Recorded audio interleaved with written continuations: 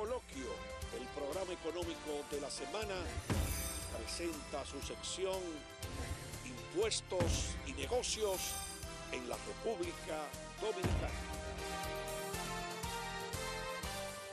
Bien, vamos a darle los buenos días a Basilio Sánchez. Esteban. Buenos días mis queridos amigos. Basilio tenía mucho que no venía por aquí, Alex. Bueno, lo estábamos esperando. Pero yo no entiendo Basilio, qué es lo que pasa con Basilio. Tiene hoy un tema, el tema de la ley de lavado de activos, su impacto en el ejercicio de la profesión de contaduría pública. Y sin más preámbulos, vamos a dejarlo para que comience a desarrollar. Sí, la verdad es que este tema de la ley de lavado es un tema de agenda A1 para el gobierno. Tú sabes que el país será evaluado a final de octubre por el GAFI. Entonces... ¿Qué es lo que es el GAFI? Fíjate que explíqueselo a la gente. El GAFI es el grupo financiero que tiene que ver con la prevención de lavado. Hay varios organismos a nivel mundial, pero inclusive nosotros estamos agrupados en el GAFILAB, que es el grupo que tiene que ver para América Latina. Sí. Entonces, el gobierno ha estado trabajando duramente con esta normativa. Fíjate que nosotros teníamos una ley que, si bien era fuerte, pero estaba desfasada porque tenía un elemento que fue incluido en los últimos años, que es la financiación al terrorismo y la proliferación de armas de destrucción masiva, que la ley 7202 no contemplaba esa figura.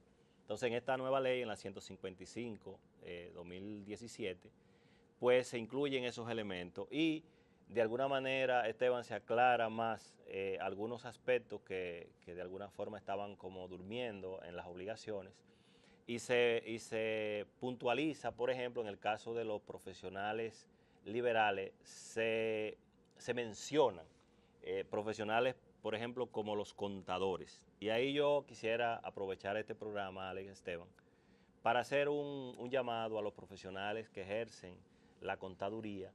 Y fíjese que a veces nos referimos a la contaduría pública, pero la ley refiere a contadores, o sea que involucra al contador per se y al contador público autorizado, que es aquel que toma juramento en el Instituto de Contadores. ¿Qué es un contador público per se? Un contador público per se no es más que aquel contador que ha cumplido con lo que establece la ley 633, que una vez te sale tu S4, va y toma juramento en el Instituto de Contadores. Por ejemplo, un contador que no ha tomado juramento en el instituto no puede dictaminar, por ejemplo, estados financieros o informes públicos porque no tiene la fe pública que le da el gremio. Es el CPA, eso es lo que se conoce como CPA. Como CPA, correcto. El contador público autorizado. Esa autorización es a través del gremio. A través del gremio. Y ahí aprovechar porque el gremio está apoyando la iniciativa del gobierno, participando en alianzas estratégicas, en este caso con la DGI, que es el órgano supervisor para los sujetos no financieros. Y ahí lo explico, Alex, los sujetos no financieros son las empresas que no están reguladas en el sector financiero, por ejemplo, como los bancos, la superintendencia de valores, y esos organismos que ya los regulan otros entes como la superintendencia de bancos y la superintendencia de valores. Miren, hay un fenómeno que se está dando ahora mismo, Alex, y es, por ejemplo, con los registradores de títulos. Ahora mismo hay un tapón en los registradores de títulos, porque dentro de los profesionales liberales están los notarios. Y fíjense que a veces hacemos escrituras, como dicen en el argot popular, por costumbre. Por ejemplo, es normal que tú veas en un contrato que tú dices, recibió 3 millones de pesos en efectivo.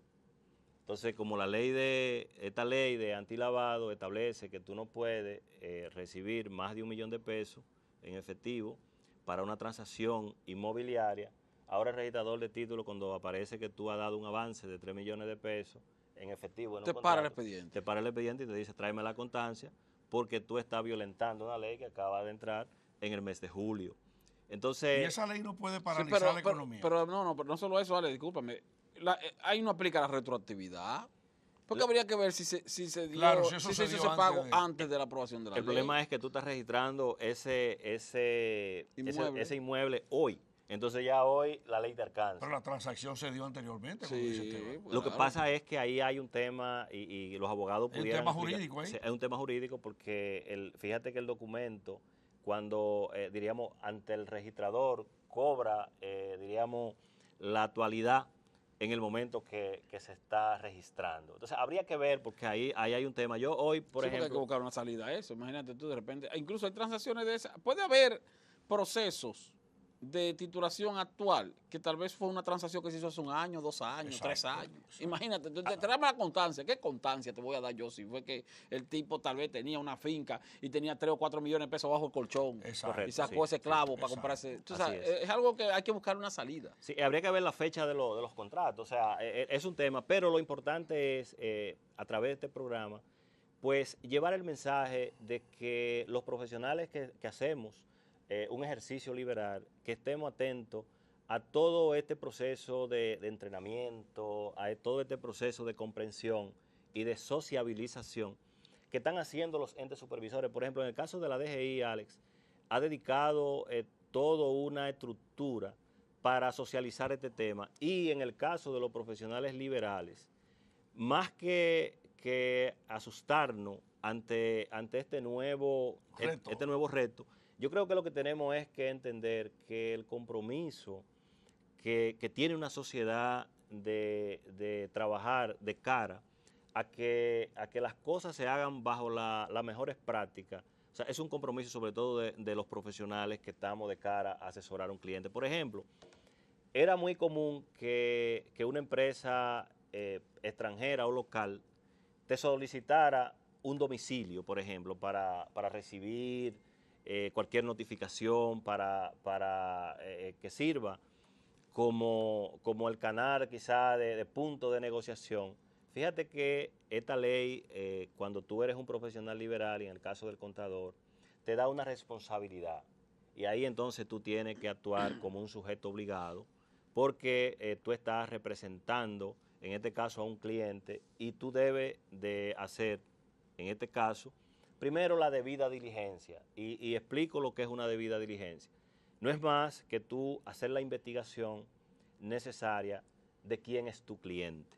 Porque fíjense que ya ese tema de prestar nombre, de prestar dirección, ya eso son prácticas que hay que erradicarlas porque ya tienen consecuencias. Y los profesionales que estamos en algún tipo de ejercicio, debemos de conocer esta ley para no crearnos problemas innecesarios por desconocimiento de ella. Pero le da como quiera más importancia al ejercicio de la carrera de contabilidad, esta legislación. O sea, el profesional de la contabilidad cobra una mayor importancia en cuanto a su presencia o a su participación en determinadas transacciones, lo cual es positivo para el sector, profesional. Así es. Inclusive, por eso el gremio como tal ha asumido una responsabilidad con el Estado, yo diría, certificando lo que la misma ley 633 le ordena, y es que ha estado acudiendo, cooperando con la administración tributaria en todo el proceso de educar a los profesionales. Inclusive el instituto, Alex, nombró un comité de antilavado para que sea el ente del canal de comunicación con el ente supervisor, en este caso con la Las DGI. cooperativas lo están haciendo también. Sí, igual, fíjese que ese es otro tema interesante. La cooperativa, que ha sido un sector que siempre ha habido su discusión sobre él. La ley establece que sea regulado por el IDECOT. Correctamente, Esa como debe de ser. Y yo creo que es sano, porque mientras la transparencia en la economía se convierte en una regla, pues los números que ustedes mencionaban ahorita, ¿verdad?, que el señor gobernador del Banco Central recoge, Acaba de ofrecer. sí, pues cada vez van a ser más sanos porque vienen de fuentes lícitas. Y yo creo que el tema, fíjense que cuando se habla de lavado de activos, hay que ver, Esteban y Alex, lo que son los delitos precedentes, que son los delitos que se ocultan detrás del lavado. Entonces, yo creo porque a veces vemos el tema del lavado como el tema de si tú traficas con droga, pero es más que eso. es mucho más que eso. O sea, el lavado de activos no es más que tú no poder justificar los incrementos patrimoniales, los activos que tú posees, no poderlos justificar. Hay un asunto, estadísticas internacionales, no exactas, pero sí lo que se ha podido estimar, dan cuenta de que en América Latina el lavado de activos representa alrededor del 8% del Producto Interno Bruto de la región. Si extrapoláramos eso a la República Dominicana y asumiéramos ese 8%, un 8% del Producto Interno Bruto en la República Dominicana es más o menos 9.500 o 9.500 millones de dólares. Perdón, 6.500 millones de dólares, más o menos. Esos son alrededor de 300.000 o 320.000 millones de pesos. Imagínense ustedes entonces que siendo conservadores nosotros estimemos que el lavado de activos aquí está al mismo nivel de la región, 8% del Producto Interno Bruto, que es más. En países como este debe ser más. Estamos hablando de alrededor de 300.000 millones de pesos cada año. Y hemos visto que algunos sectores profesionales, o no profesionales, algunos sectores empresariales, han expresado como cierta preocupación por aspectos que consideran muy rígidos de la ley de lavado de activos. ¿Tú crees que eso también tenga que ver, Basilio? Y es una pregunta hasta cierto punto para obtener una respuesta especulativa. Con el hecho de que muchos de los sectores económicos de este país, como quiera que sea, se benefician en una medida u en otra de las actividades de lavado, no precisamente de narcotráfico, pero sí de lavado de activos. Sí, realmente la ley es rigurosa en su estructura de cumplimiento. Se está a la espera de que el ente supervisor, en este caso la Dirección General de Impuestos Internos, emita las normas sectoriales que deben de regular a cada sector. Y evidentemente, Esteban, lo que tú planteas no es un secreto. O sea, en toda sociedad que hay un incremento, por ejemplo, en el asunto del tráfico, del lavado, pues hay sectores y una alta cantidad de sectores que son beneficiados de esta práctica, porque es un dinero que está en la economía y es un dinero que se mueve en las necesidades que la misma economía demanda. O sea, no tiene, después que entra el sistema, no tiene nombre. Y yo quisiera aportar, Esteban, que justamente de lo que se trata esta ley es del tema de la prevención. O sea, yo creo que lo que hay es que... Transparentar. Porque una vez que en el sistema el dinero del lavado entra y pasa el primer umbral, que es entrar a la banca formal, ya se complica. Sí, pues ya está limpio. Ya está limpio. Si entró a la formalidad de la banca, ya está limpio. Ya está limpio. Exacto. Y eso es lo que esta ley, y yo creo que ahí toda la sociedad, los sectores profesionales, todos los sujetos obligados, debemos de hacer esfuerzos para apoyar al Estado Dominicano en identificar los procesos, o sea, porque hay un asunto sencillo.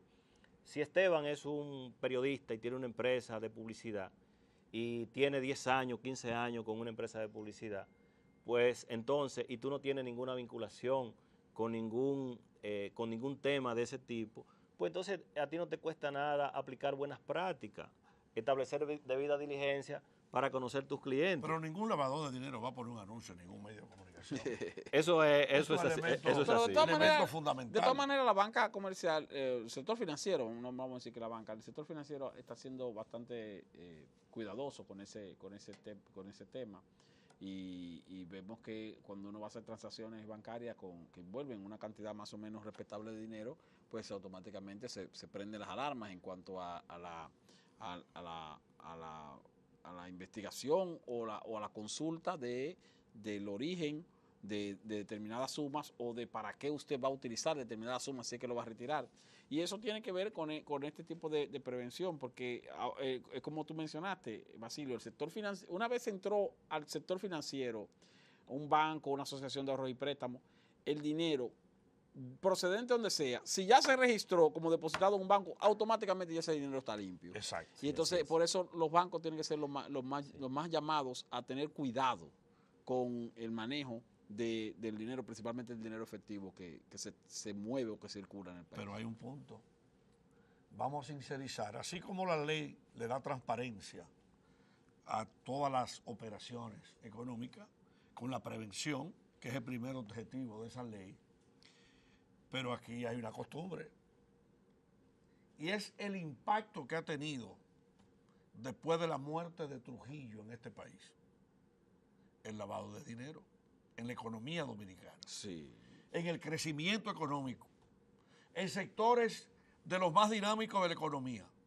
Y me voy a hacer eco de un informe sobre lavado de activos del gobierno de Estados Unidos que pasó por mis manos, donde en ese informe hablan de las principales actividades de lavado de activos en la República Dominicana, sector inmobiliario, dealer y 80,000 cosas más. De todas maneras, hay buena noticia, porque por ejemplo, para usted entrar un vehículo, usted tiene que pagar los impuestos en aduana. Sí. Para usted sacar la placa, la primera placa, tiene que pagar en impuestos internos. Si usted transfiere la venta de un vehículo, no le cambia la matrícula sin ir a pagarle el impuesto de transferencia. Entonces, el problema está en la informalidad de la economía. La economía informal, que es de un 56%, donde mucha gente aquí no sabe ni siquiera que hay normas. Y que es el principal reto, derrotar la informalidad. Porque, por ejemplo, yo paso todos los días por muchísimos puntos aquí en la capital dominicana y yo veo un ejército de gentes informales que nunca han pagado un peso por nada en este país, vendiendo los productos formales. Sí, claro, porque muchas de las áreas, mucho de la formalidad se beneficia de la informalidad. Ejemplos se pueden poner, Alex. Por ejemplo, un sector un sector formal cuyo volumen de venta tiene una gran influencia en el área informal es el sector de la cerveza. Claro. Porque los colmados de los barrios, que son negocios informales, se vende una cantidad extraordinaria de cerveza. Sin embargo, la empresa cervecera es una empresa formal. Entonces es una empresa que vende productos formales, pero cuya comercialización se da en gran medida en el área de la informalidad. O lo que ocurre, por ejemplo, con las tarjetas de recarga de teléfonos en los semáforos, que entonces te venden recargas. Entonces te está vendiendo recarga un vendedor informal que te está vendiendo una recarga. Exacto. De una compañía telefónica que es una empresa formal. Pero también ocurre lo siguiente, Ale, el caso de la informalidad, que tiene la influencia de que uno de los sectores más peligrosos, pero que mayor volumen de dinero mueve, que es el sector del narcotráfico, es un sector que se mueve eminentemente en cuanto a transacciones en el área informal, para luego entonces pasar a la formalidad, que es la inversa, para luego entonces formalizar o limpiar el dinero. Tiene dos componentes importantes. Uno de ellos es que es un sector que se maneja con dinero en efectivo, generalmente con dinero en efectivo, no con transacciones porque no se pueden hacer transferencias para un asunto de tráfico de droga. Pero no solo eso, sino que también se maneja con dinero en efectivo en moneda dura, es decir, exacto, en dólares, no en pesos. Entonces estamos hablando de un componente, dinero efectivo en moneda dura, que luego tiene que ser limpiada. ¿A través de qué? A través de su infiltración en la formalidad, ya sea a través de un sector o de cualquier otro. Y eso es algo que se da con mucha cotidianidad en la República Dominicana, porque no hay dudas de que nuestra economía, que es una economía muy dinámica, más dinámica de lo que la producción de esta misma en sí mismo puede justificar. Y entonces eso indica que una parte de ese dinamismo está sustentado de manera directa o indirecta en actividades de lavado. Está presionada en ese fenómeno. En alguna proporción. Ali, escúchame, sí, y ahí es que entra el riesgo. O sea, fíjate, Esteban, en lo que tú planteas, donde tú terminas, entonces ahí es que entra el riesgo. Y es que te van a usar a ti, que está en la formalidad, para penetrar entonces. Como medio, sí. Como medio. Y eso, porque es una dinámica, Alex, interesante. Y para no dejar ese punto que mencionaba más atrás, Esteban, del área financiera, por ejemplo, la banca, el único sector que ha cumplido con la ley de lavado, o sea, con la ley anterior, fue el sector financiero, o sea, y a través del trabajo que la Superintendencia de Bancos ha venido haciendo históricamente. Y por eso diríamos que no estamos tan mal. A pesar, Alex, de que hay unos riesgos que la banca ha venido siempre observando y por eso ha exigido que se cumpla con esta ley. Basilio, vamos a hacer otro programa de televisión sobre el tema del lavado de activos, porque hay otro problema aquí. Por ejemplo, un empleado público viene y cobra su salario y sale a una calle de la capital y viene un atracador y un dinero formal lo convierte en informal. Sí. Señores, muchas gracias a Basilio Sánchez, nuestro hermano, Esteban Delgado. ¿Cómo termina este programa? Que Dios bendiga al pueblo dominicano. Hasta la próxima. Coloquio, el programa económico de la semana.